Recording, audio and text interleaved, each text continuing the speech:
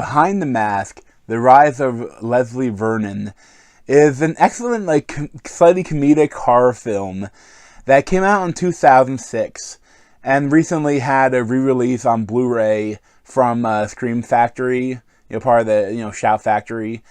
And I had never seen it, but, I heard some good things about it, and I absolutely loved it. You have no idea how much cardio I have to do. It's ridiculous. There's that whole thing and making it look like you're walking, and everybody else is running their asses off. Everybody thinks we just wake up one morning and start obsessing about a girl and start stalking her, killing everybody that gets in the way. That does seem to happen a lot with you guys. That boy. So this is directed by Scott Glasserman, and essentially for most of the movie, it is a mockumentary about this, film crew, a college student that wants to be a reporter, is, essentially in this world, all, Freddy, Jason, and all, the serial killers are real. And, this is one, he wants to build his mythos and, start his first killing spree. And they're there to document, everything that he's doing, and, go behind the mask. It's kind of a ridiculous idea, but, generally in time, it really works.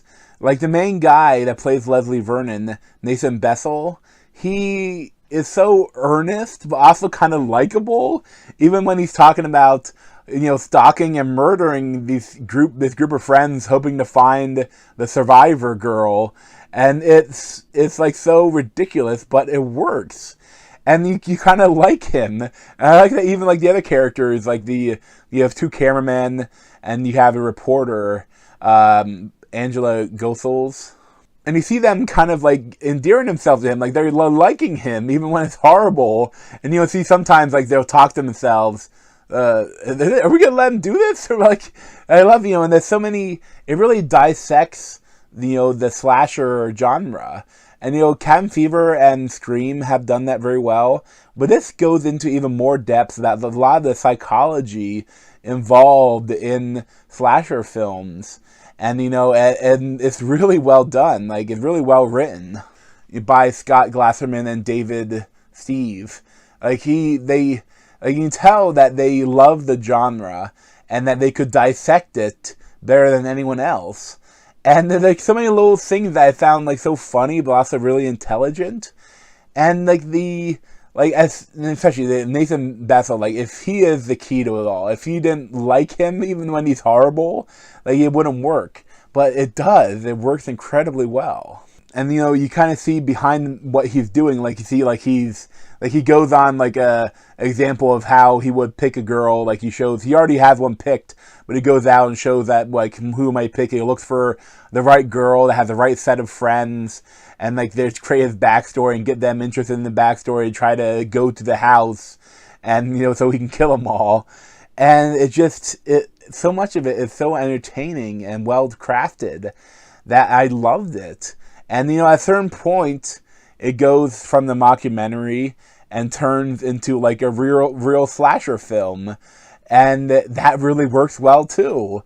They do the real slasher stuff well as well. And one thing is where Robert Englund comes in, and he's the Ahab, the person from the character's background that comes in and tries to stop the serial killer. And he is great in it. And the other person, Scott Wilson and Zelda Rubinstein, they play his mentor, and there's so many funny parts to that. I love even the excuse for someone that how all the movies that the person is running, they look back and the guy is just walking slowly but still right behind them, and that they do a little bit of it, but there's also a cut scene that's great too, where you see him they have to train so much so that they when they turn around they're running, they have to sprint as fast as they can, and then they have to stop and start just walk when they look back. And it's just there's so many great moments in this film that I think that if you have never seen it, it's a great kind of cult horror film that I think if you love the horror genre, you'll love this dissection of it. And as an aside, there's one the cameraman, like, at a certain point, like, they're, like, fist bumping, and they're like, okay, elbow it. And I'm like, elbow it? That's something this one guy on YouTube does. And then later you see him, like, when the actual slasher starts, and they're not behind the camera, you see the guy, and it's like, oh, that's Ben Pace. And then he does, like in conventions, like, he interviews, the cosplayers, comedically, and that's like, oh, that's funny that he's in this. But there's just so many great moments in this film that I think, if you love horror films, I think you'll love this. I give it like a 9 out of 10, maybe 9.25 out of 10. And also the Blu-ray from Scream Factory has a lot of good behind the scenes stuff. They have some stuff they shot like while they were filming, and they also have like some more interviews that they did for the re-release on Blu-ray like 10 years later. And it's a really great horror film that you can check out for Halloween. And it's a little hidden gem that you may not know about. But thanks for watching. Check out the playlist on my head and subscribe to me on that video over there. Thanks.